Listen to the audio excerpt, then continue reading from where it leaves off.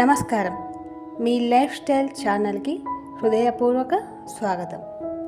ఈరోజు మనం ఈ వీడియోలో ఈ నెల జనవరి 29వ తేదీ గురువారం నాడు ఏకాదశి వచ్చింది. గురువారం ఏకాదశి కలిసి రావడం చాలా విశేషం. అలాగే ఇది అత్యంత శక్తివంతమైన ఏకాదశి. ఎందుకంటే మన పురాణాల ప్రకారం స్వయంగా శ్రీకృష్ణ పరమాత్ముడు భీష్ముని కోసం ఒక ఏకాదశిని కేటాయించాడు. కాబట్టి ఈ ఏకాదశికి చాలా విశిష్టత ఉంటుంది. అష్ట ఐశ్వర్యాలను ప్రసాదించే ఏకాదశి పూజా విధానం, పాటించవలసిన నియమాల గురించి ఈరోజు మనం ఈ వీడియోలో తెలుసుకుందాం. జనవరి 29 గురువారం నాడు ఏకాదశి సందర్భంగా ప్రతి ఒక్కరూ విష్ణుమూర్తిని పూజించండి. అయితే ఈ ఏకాదశి రోజున తప్పనిసరిగా నీటిలో చిటికెడు పసుపు వేసుకొని స్నానం చేస్తే జాతక దోషాలు తొలగిపోయి అదృష్టం కలిసి వస్తుంది. అలాగే ఈరోజు తప్పనిసరిగా పసుపు రంగు వస్త్రాలు ధరించండి. వివాహమైన ఆడవారు ఇంటి గడపలకు పసుపు రాసి కుంకుమ బొట్లు పెట్టి ఇంట్లో దీపారాధన చేసుకోండి. ఈరోజు చేసే పూజలకు రెట్టింపు పుణ్యఫలితం లభిస్తుందట. కాబట్టి మీ పూజ గదిలో ఉన్న వెంకటేశ్వర స్వామి చిత్రపటానికి గంధం రాసి కుంకుమ బొట్లు పెట్టి పసుపు రంగు పుష్పాలతో మరియు తులసి దళాలతో అందంగా అలంకరించండి. ఏకాదశి రోజున తులసి దళాలతో విష్ణుమూర్తిని పూజిస్తే ఏది కోరుకున్నా వెంటనే నెరవేరుతుంది. అలాగే వెంకటేశ్వర స్వామి ముందు 2 దీపాలు వెలిగించండి. బియ్య పిండితో కానీ గోధుమ పిండితో కానీ దీపాలు తయారు చేసి దీపంలో ఆవు నెయ్యి పోసి 5 వత్తులతో దీపారాధన చేయండి. ఇలా 2 పిండి దీపాలు వెలిగించి 2 శక్తివంతమైన మంత్రాలు చదవండి. ఓం నమో భగవతే వాసుదేవాయ, ఓం నమో నారాయణాయ అనే ఈ 2 మంత్రాలను 21 సార్లు చదవండి. ఈ ఏకాదశి ఈ మంత్రాలను చదివితే విష్ణుమూర్తి సంపూర్ణ అనుగ్రహం లభిస్తుంది. ఇక అప్పుల సమస్యలు, కటిక పేదరికంతో బాధపడేవారు ఒక పసుపు దారానికి 21 యాలకులను గుచ్చి ఆ యాలకుల మాల వెంకటేశ్వర స్వామి చిత్రపటానికి వేసి నమస్కారం చేసుకోండి. ఆర్థిక ఇబ్బందులన్నీ వెంటనే తొలగిపోయి అఖండ ధనలాభం సిద్ధిస్తుంది. ఇక పూజలో నైవేద్యంగా స్వామివారికి ఒక చిన్న బెల్లం ముక్కను నివేదించండి. హారతి కర్పూరం సమర్పించి తలపై అక్షింతలు వేసుకొని మీ పూజను ముగించుకోండి. అలాగే ఈ ఏకాదశి రోజున ఖచ్చితంగా తులసి కోటకు పూజించండి. తులసి కోటలో దీపం వెలిగించి తులసి మొక్కకు 11 ప్రదక్షిణలు చేస్తే లక్ష్మీ కటాక్షం సంపూర్ణంగా కలుగుతుంది. అలాగే ఈ రోజు తప్పనిసరిగా మీ దగ్గరలో ఉన్న వెంకటేశ్వర స్వామి దేవాలయానికి వెళ్ళండి. విష్ణుమూర్తికి తులసి మాల సమర్పించి దేవాలయంలో నెయ్యి దీపం వెలిగించండి. ఆ వెంకన్న ఆశీర్వాదం మీ కుటుంబంపై ఎల్లవేళలా ఉంటుంది. ముఖ్యంగా ఈ ఏకాదశి సాయంత్రం సమయంలో ప్రతి ఒక్కరి ఇంటి ముందు 2 దీపాలు వెలిగించండి. వీటిని లక్ష్మీ దీపాలు అని అంటారు. ఏకాదశి సాయంత్రం సమయంలో మీ ఇంటి ముందు దీపాలు వెలిగిస్తే మీ ఇంటికి పట్టిన దోషాలన్నీ పోయి మీ ఇంట్లోకి మహాలక్ష్మీదేవి అడుగు పెడుతుంది.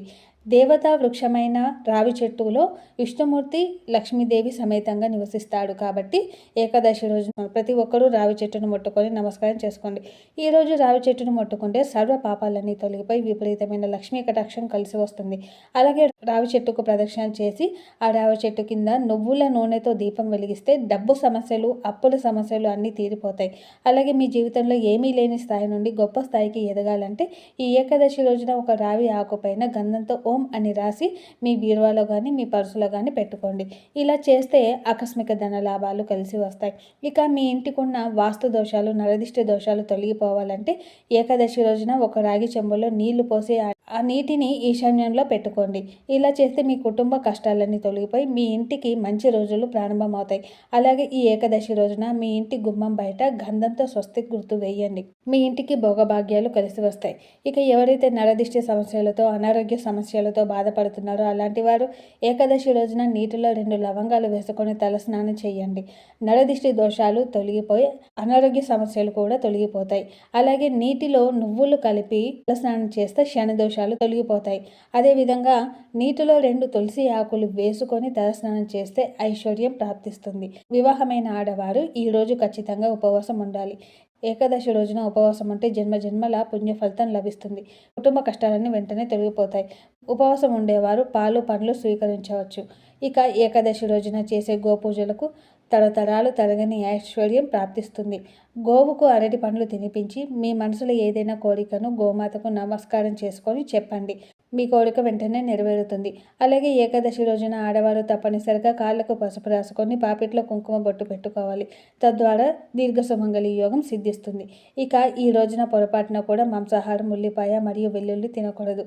అలాగే సాయంత్రం సమయంలో అన్నం తినకూడదు.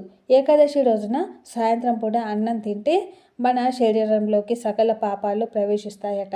ఇక భార్యాభర్తలు తప్పనిసరిగా బ్రహ్మచర్యం పాటించాలి. ఏకాదశి రోజున తులసి ఆకులు కూడా పోయకూడదు. అలాగే మధ్యాహ్న సమయంలో నిద్రపోకూడదు. ఏకాదశి రోజున తలకు నూనె రాయకూడదు. అలాగే ఈ ఏకాదశి రోజున పొరపాటున కూడా ఉప్పు, నూనె, బియ్యం మరియు పప్పు ధాన్యాలను కొనకూడదు. ఏకాదశి రోజున ఈ వస్తువులను కొంటే ఆర్థిక ఇబ్బందులు, అప్పుల బాధలు వెంటాడుతాయి. అలాగే ఈ ఏకాదశి రోజున తెలిసి తెలియక కూడా నలుపు రంగు వస్త్రాలను ధరించకండి. అలాగే ఏకాదశి రోజున పొరపాటున కూడా జుట్టు కత్తిరించడం, గోళ్లు కత్తిరించడం అసలు చేయకూడదు. మన పురాణాల ప్రకారం శంఖాన్ని లక్ష్మీదేవి సోదరునిగా భావిస్తారు. కాబట్టి ఏకాదశి రోజున ఒక చిన్న శంఖాన్ని కొని మీ పూజ గదిలో పెట్టుకోండి. ఇంటికున్న దరిద్ర బాధలన్నీ తొలగిపోయి అష్ట ఐశ్వర్యాలు ప్రాప్తిస్తాయి. అలాగే ఏకాదశి రోజున పసుపు కొని మీ పూజ గదిలో పెట్టుకోండి. ధనపరంగా బాగా కలిసి వస్తుంది. ఇక మీ భర్త ఆదాయం విపరీతంగా పెరగాలంటే ఈ ఏకాదశి రోజున ఒక ముత్తైదువును మీ ఇంటికి పిలిచి కాళ్ళకు పసుపు రాసి తాంబూలం ఇవ్వండి. ఇలా చేస్తే మీ భర్త సంపద పెరుగుతుంది. అలాగే సుమంగళి యోగం కలుగుతుంది. అలాగే ఈ ఏకాదశి రోజున తప్పనిసరిగా మీ ఇల్లంతా పసుపు నీళ్లు చల్లుకోండి. మీ ఇంట్లో ఉన్న ప్రతికూల శక్తులు తొలగిపోయి మీ ఇంట్లోకి దైవ శక్తులు ఆకర్షిస్తాయి. అలాగే ఈ పవిత్రమైన ఏకాదశి నాడు ఇంటి గుమ్మానికి రావి ఆకులు కడితే చాలా మంచిది. రావి ఆకులపైన గంధంతో శ్రీ అని రాసి మీ ఇంటి గుమ్మానికి కట్టుకోండి. మీ ఇంటికి ఉన్న వాస్తు దోషాలన్నీ, డబ్బు సమస్యలన్నీ వెంటనే తొలగిపోతాయి. ఇక భార్యాభర్తల మధ్య గొడవలు ఉన్నవారు ఈ ఏకాదశి రోజున తులసికి 3 ప్రదక్షిణలు చేస్తూ ఓం నమో భగవతే వాసుదేవాయ అనే మంత్రాన్ని చదవండి. భార్యాభర్తల మధ్యలో ఉన్న గొడవలు తగ్గి ప్రేమానురాగాలు పెరుగుతాయి. అలాగే ఉద్యోగం కోసం ఎదురు చూసేవారు ఏకాదశి రోజున సాయంత్రం సమయంలో రావి చెట్టుకు 7 ప్రదక్షిణలు చేస్తూ ఓం నమో భగవతే వాసుదేవాయ అనే మంత్రాన్ని మీ మనసులో జపించండి. త్వరలో ఉద్యోగ ప్రాప్తి కలుగుతుంది. అలాగే ప్రభుత్వ ఉద్యోగం కోసం ప్రయత్నం చేసేవారు ఏకాదశి రోజున ఉదయాన్నే సూర్యునికి ఆర్జ్యం సమర్పించి ఆదిత్య హృదయం చదవండి. ఇక వ్యాపారాలు చేసేవారు ఏకాదశి రోజున రావి చెట్టుకు నీళ్లు పోసి నమస్కారం చేసుకోండి. వ్యాపారాల్లో లాభాలు కలిసి వస్తాయి. అలాగే ఏకాదశి రోజున బ్రాహ్మణులకు దక్షిణం సమర్పించి వారి ఆశీర్వాదం తీసుకోండి. ఎన్నో శుభ ఫలితాలు కలుగుతాయి. జాతక దోషాలు, శని దోషాలతో బాధపడేవారు ఏకాదశి రోజున ఎవరికైనా నువ్వులు దానం చేయండి. జాతకంలో ఉన్న దోషాలన్నీ వెంటనే తొలగిపోతాయి. అలాగే ఈ భీష్మ ఏకాదశి రోజున భీష్మునికి తర్పణాలు వదిలితే స్వర్గలోక ప్రాప్తి కలుగుతుందని పండితులు సూచిస్తున్నారు.